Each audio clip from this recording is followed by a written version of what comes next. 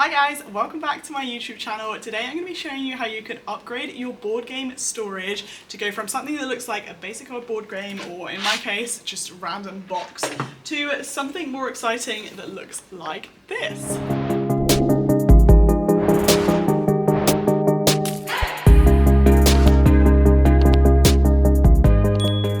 Now, over the Christmas period, I managed to get my hands on one of these vintage bookshelf editions of Monopoly. They also do like loads of other games and stuff. I think it came with this little piece of paper that shows all the other games that came with.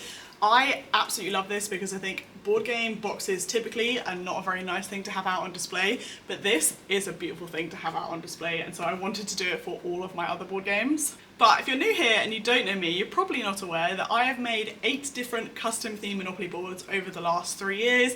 We've done everything from Harry Potter, Disney princesses, Disney Pixar, Marvel, musicals, and we're currently doing a Hunger Games one. I'm pretty sure there's more, there's like 2 more, but I can't think of what they are. If you know what they are, I'll put them in the description. But yes, you get the idea. I've made a lot of custom Monopoly boards. And as a result, all of the bits are just in these like random plastic boxes, or they're just loose. And now that I have 8 sets, it's not working storage-wise. So I want to upgrade it, and I also want a way to have them out on display that looks nice. I'm also aware that most of you guys watching this right now probably aren't making your own custom Monopoly board. You might actually just want to be upgrading your existing board games into some nicer storage that you can have out on display. I'm going to be using the example of my Disney Princess Monopoly board game that I make for the one that I made today, but obviously this can be adapted to so many other games you can do in whatever style you want. So this is the one that I made for my Harry Potter themed Monopoly, so it's got like Harry Potter themed things in it, and down the side, and then I painted the little Marauders map footprints. There's so many different ways that you could adapt this, but yeah, I'm just going to use the Disney Princess Monopoly as an example today. So I originally actually saw a creator do this over on Instagram, where she was sharing some of her board games that she was upgrading into this style, and I will tag her or like put her username here on the screen somewhere, so if you guys want to go and check her out, because they were really cool and 100% sparked the idea for me to do this for my board games.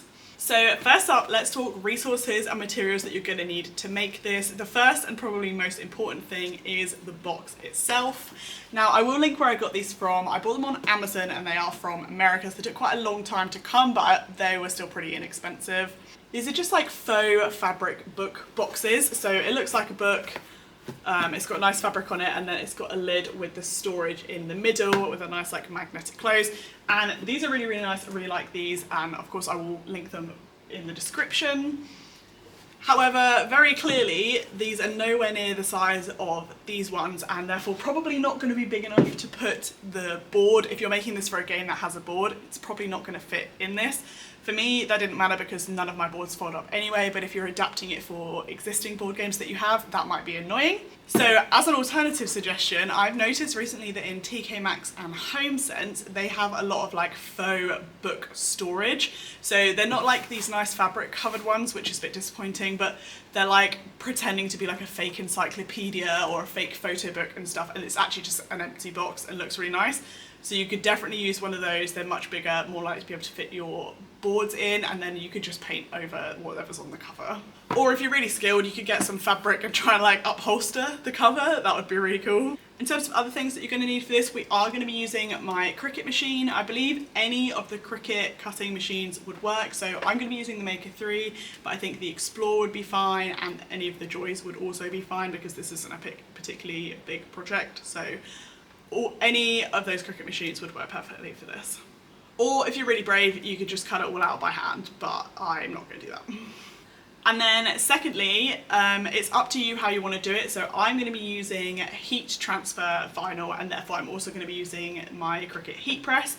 You don't need to have that, that's sort of like a nice extra. You could also just do it with normal vinyl and just stick it on. That would probably work just as well. I just preferred the like, it felt more permanent when I used the heat transfer versus the vinyl, so that's why I went with that. And then of course you're going to need some sort of paint, either fabric paint or acrylic paint, to paint the colour on your box. So yes, first thing you're going to do is paint the box in the colour of your choice. For the Disney Princesses Monopoly, I went with this purple colour. A lot of you are probably thinking, why didn't you go with pink? And it's because we also have a Barbie Monopoly, so I want that one to be pink in the future and didn't want two that look the same. So you're going to mix together your paint. I went with like a bit of fabric paint and also a bit of acrylic paint just to bulk it up, and then added a tiny little bit of water just to like water it down, because otherwise it'll be thick and potentially crack on the material. So just water it down a tiny bit and then literally just paint onto the cover of your faux book and leave it to dry for however long that takes. And then once it's dry, you will have something that looks like this. Some of my main top tips when it comes to painting is make sure you haven't watered it down too much and make sure you don't saturate it too much. So when I did the Harry Potter one, I definitely put way too much watered down paint on it, and it caused the front cover to bend. So initially I couldn't get it to close, it would sort of automatically sit there. So once it's fully dry, you might need to like put something heavy on it and leave it overnight or something for it to be able to close again. That's totally fine. Just put your heavy thing on it, leave it, and it'll be fine after that. And then the second thing I found is when I did that, it also caused this to sort of like concave and be like a bit dented. So when I was then heat pressing the stuff onto it, it wouldn't stick properly because I wasn't able to evenly apply the pressure. A little fix for that was just when I was doing it was to put like two things that were just like a tiny bit taller than this in the center and close it, and it would like cause it to go back into shape or just bend it back into shape. But yeah, make sure it's like completely flat after you've painted it. Make sure you don't put too much watered down paint on it because it's obviously cardboard underneath this and it will just like bend and go weird shape. Now for setting up the artwork for the actual front cover pieces that you're going to stick or heat press onto it, I used Adobe Illustrator mainly because I already paid for the subscription, so I might as well use it for everything. Any kind of software would work. You could use Illustrator, Procreate. Honestly, I think PowerPoint would work. You could use Canva, or you could actually do it immediately in the Cricut design space as well. Whatever your preferred software of choice, I think it's possible to do this.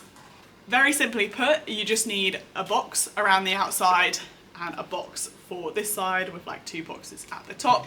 And then you're going to type out the word Monopoly, of course, and put it down the side here and across the top. In terms of where I got the fonts from, I just spent a long time Googling like Monopoly font and Harry Potter font and Disney Princess font. Typically, most like a version of that font is available online, and as long as you're not like selling it to people, then it's totally fine for you to use it. I will link the like font website that is my go-to font website for all my fonts, especially if like you're doing it with other random board games that maybe don't have like their own font and you just want to pick one that looks the vibe to you. But yes, so you've written Monopoly and then you're also going to write whatever edition of that game it is that you've made. Obviously if you've not made a Monopoly like you've just made another version, you don't need to put like that little bit underneath. You would just write whatever version of the game is at the top here. So for me, I put Harry Potter edition here and in here, but you might not need to do that. And then in order for it to match like this style of game that I already had, because I wanted it to look like a set when I had them on display, I picked 3 icons that were relevant to the game and drew those. As I said, if you're not up for drawing, you could probably just find like icons online with like transparent backgrounds and just use those, or again in the Cricut design space you could probably just search for like things that people have already made and import those in and line them up like this. So for my Disney Princess box, I went with a glass slipper, a shell and a crown to sort of represent Cinderella, Ariel and Sleeping Beauty, or Aurora. I don't really know why I went for those. They were just like the ones that looked really cute and simple. And then on the side panel, I've gone for like the little sun from Tangled, because Tangled is one of my favourite Disney Princess movies. So yeah, I just drew them all out, lined them all up how I wanted them, and then imported them into the Cricut design space as PNG files. Went through the process as I'm showing you now, so like saying it's a complex image, making sure there's no background on it, saying that I want it to cut, and then just scaling it to be the size that I needed for the box that I had. And now the fun part begins. We're going to be using my Cricut Maker 3 to cut this out. Obviously when you go in to do like the cut and set it all up, make sure that you have the mirror on if you're using the iron-on material, otherwise it will all be backwards and that would just be a disaster. I did actually almost do that when I did the first box and it wasn't good. I was very annoyed at myself. So yeah, just lay it all out, set your mirror on, and then set the machine to cut using iron-on or vinyl if you've just done vinyl, and let the machine work its magic.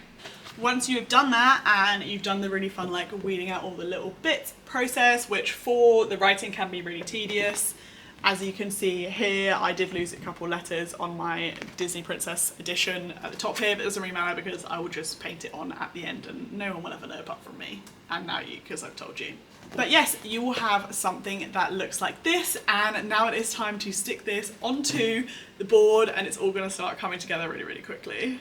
So to stick your bits on, obviously either if you've done vinyl you would just stick them straight on, or for iron on like I've done you would just put it on there, and then I like to put a sheet of baking paper over just to both protect my heat press from like the paint in the fabric and also just protect the fabric from burning because it has got paint in it.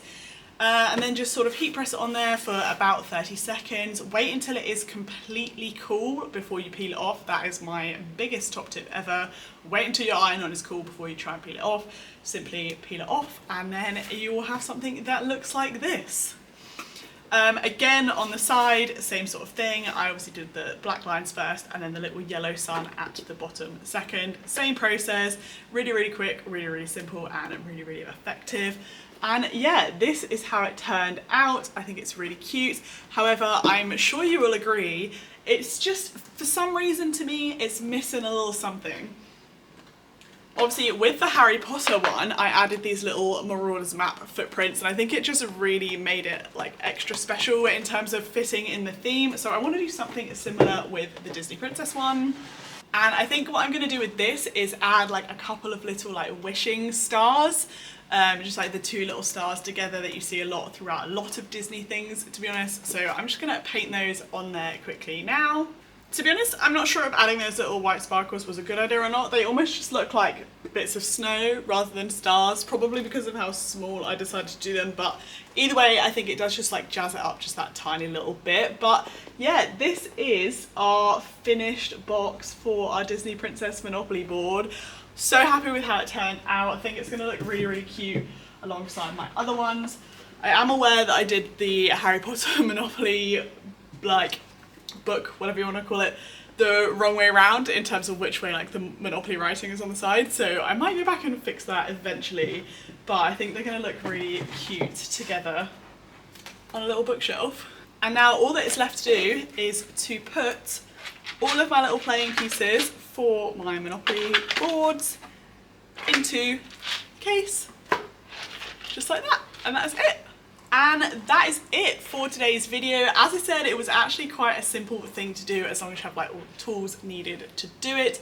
Definitely let me know which one of my Monopoly boards you want me to do this for next, because I will be doing it for all of them. I'm not sure which order I'm going to be doing it with. It's just going to be feelings or whatever you guys request the most.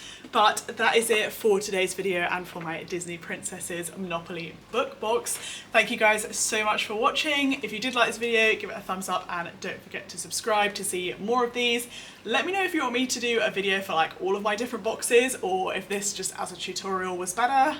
But yeah, thank you guys so much for watching and I will see you in the next video. Bye.